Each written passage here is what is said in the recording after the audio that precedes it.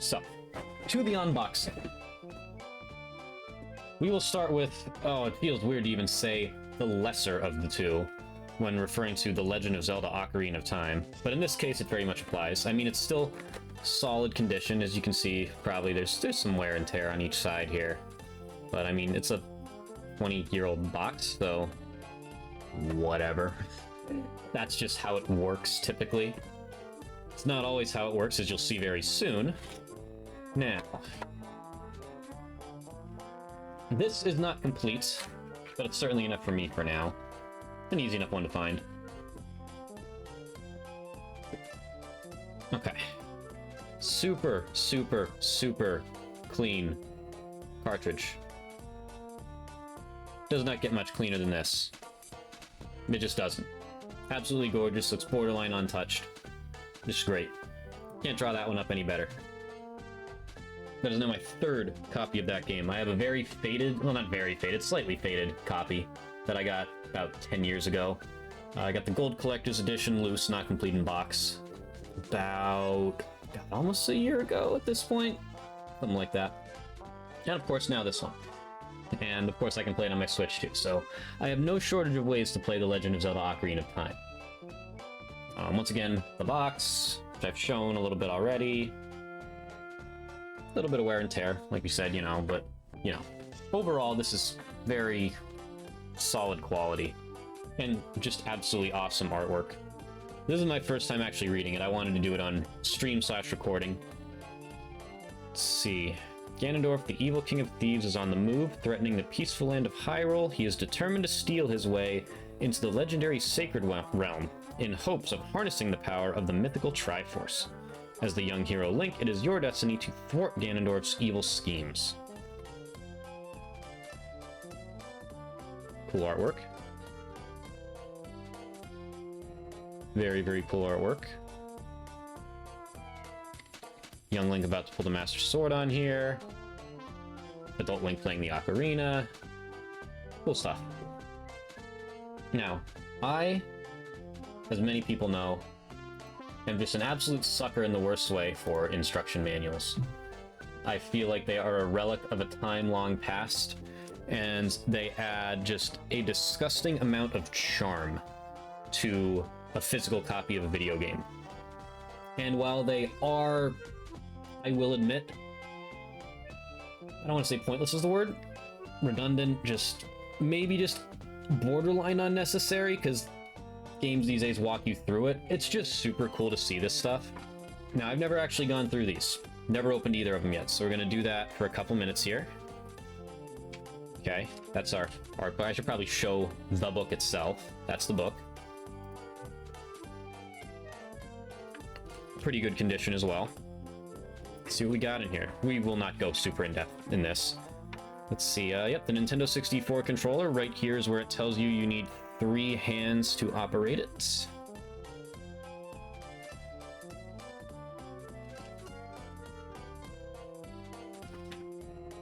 Aha, look at that. We'll just skim through a couple sentences through this. There's a nice little story here. A long, long time ago. Obviously, that's going to be hard to see. Probably impossible to see. Let's see. Before life began, before the world had formed, 3 golden goddesses descended upon the chaotic land of Hyrule. Din, Nehru, and Furore. Yep, we know. Yep. 3 goddesses returned to the heavens, leaving behind the golden sacred Triforce.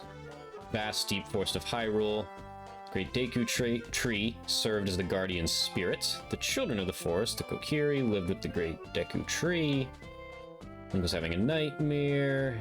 It was the same nightmare he had every night. Man, poor Link.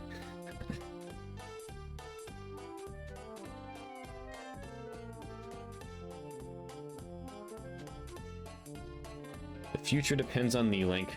Thou art courageous. Ho ho ho. This is why I say we absolutely love instruction booklets. It's just, you don't see this type of artwork or charm anymore. You just don't. I'm trying to get a good angle. My lighting in this room sucks. But yeah, just cool stuff. Starting the game, controls, navigating, reading the game screen. Ah, yes. How to move Link.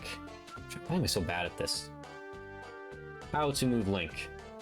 You can go from this to this. What else we got in here? Yep, there's Link throwing a bomb. Oh, this artwork is so cool. I love this. Just look how animated he is. It's just great.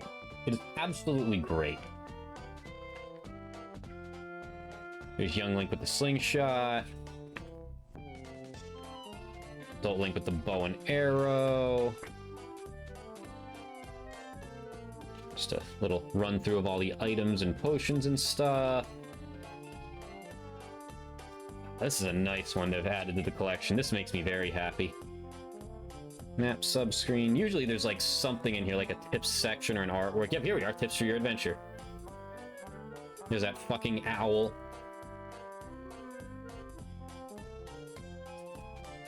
Man, they should have just spoiled this shit for you. While you are playing the game, you discover that Link has aged 7 years since his adventure began.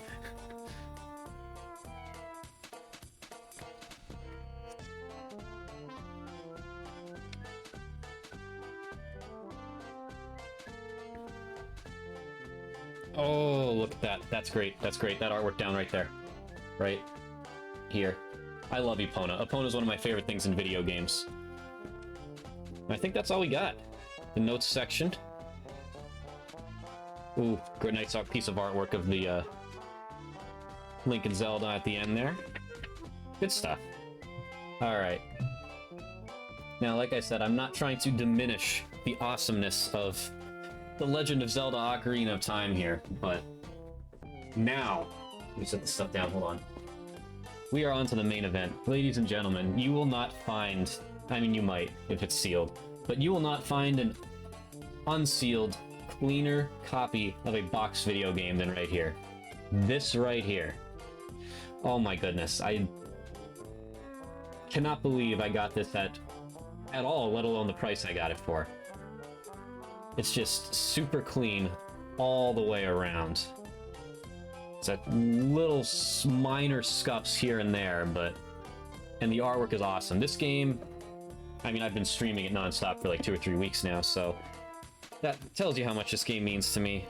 But holy shit, man, this is great. This is absolutely great. Now, unlike the previous one, this one is 110% complete in the box. Let's see, that's right, I forgot. This one functions differently, of course, because it's just in general bigger. Star Fox being the revolutionary game series that it is, of course. Bigger box because it just comes with more.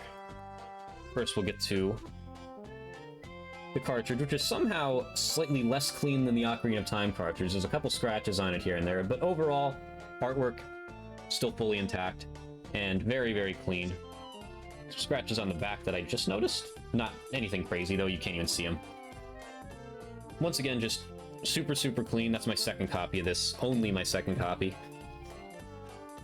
And of course, a official Nintendo 64 Rumble Pack, which comes with all of these. The fact that these do not have batteries in them means this thing was probably just never used. I'll give the backstory on how I got these once I finish.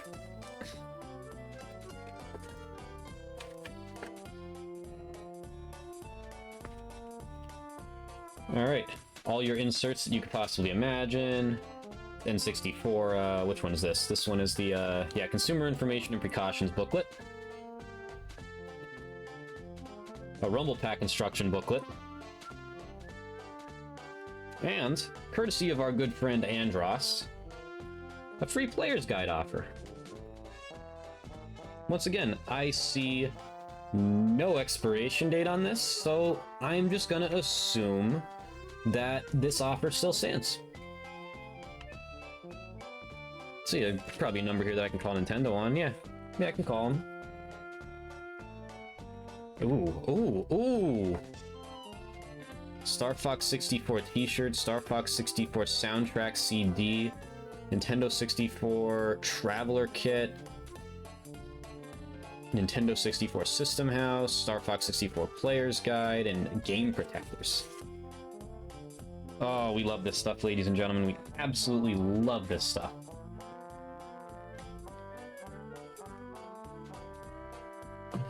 Alright. And then, of course, as I said, on to the main show. The instruction booklet. Let's see. What do we got in here? Official Nintendo seal of quality. There it is, showing us you need 3 hands to operate a Nintendo 64 controller again. Okay. Lylat system, small group of planets enjoying years of prosperity. The inhabitants lived in peace, that is, until Andross came into view. Andross was born and raised on Corneria. I might as well show this artwork too, just a cool little like prologue thing here.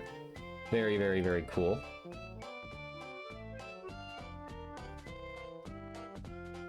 He's been focusing all his time and energy researching biotechnology.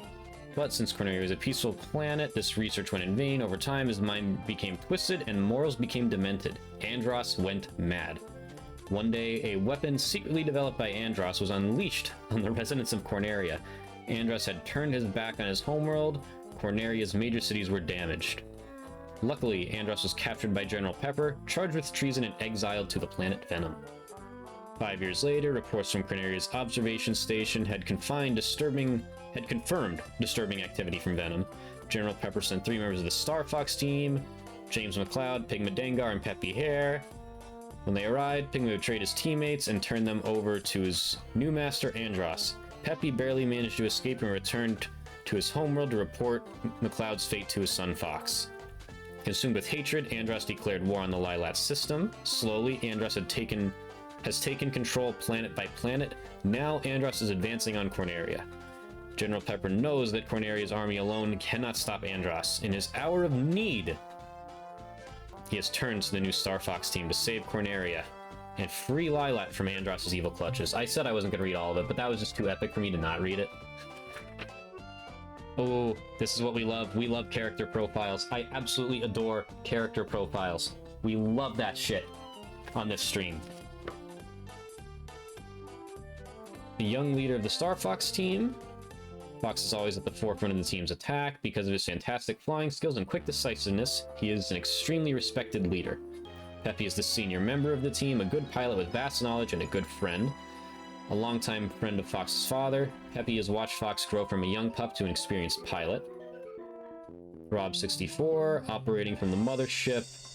Great Fox, Rob works closely with the Star Fox team, offering support when necessary, or in expert mode, just simply saying, "Good luck, Fox."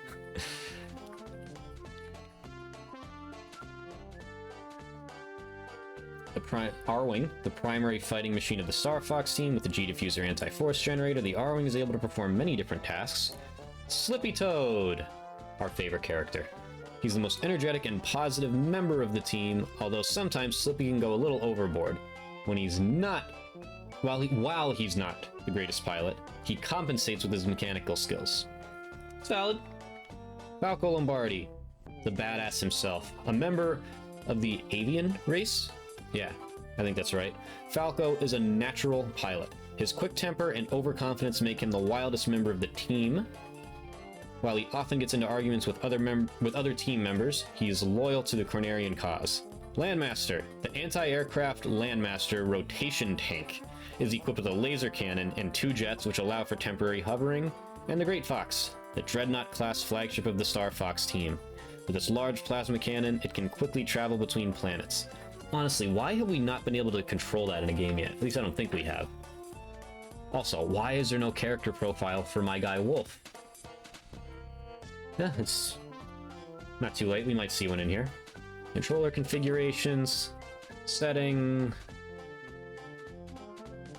I should say. It just says setting though. Main game, cool artwork once again of all the planets that we see in game, obviously.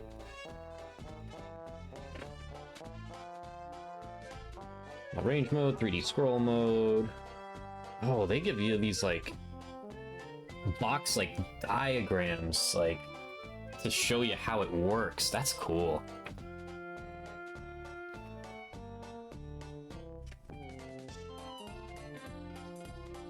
Power-ups, you know, lasers, smart bomb, supply rings, all that stuff.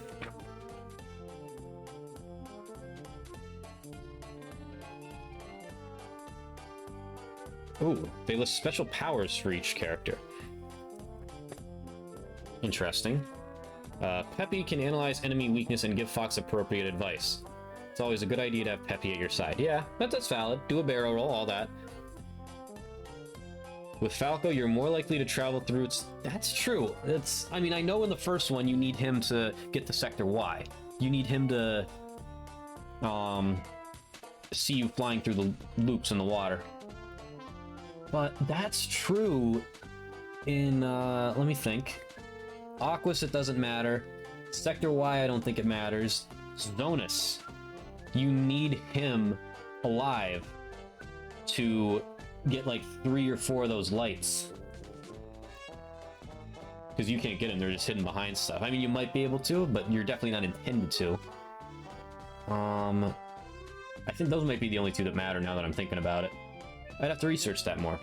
And Slippy, we all know what his is. Analyzing the strength of bosses gives you the HP. Honestly, most useful of those is Slippy.